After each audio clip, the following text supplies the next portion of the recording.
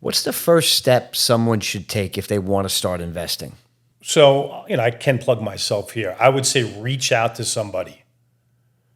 If you have no knowledge, you come into me and say, I don't have any family that's ever invested, reach out to somebody. There has to be somebody, again, in this day and age. Maybe it's not family.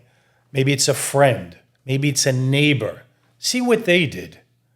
And again, I use myself. That's what I did. I started with zero, but I just spoke to an older gentleman. And when he kind of broke it down for me, I'm like, oh, okay, yeah. I mean, it's not that hard. It's pretty easy, actually. Like, I'm not writing a check. It just comes out of my check. So just find somebody who's a little bit further down the road than you and start gathering information. Yeah. Yeah.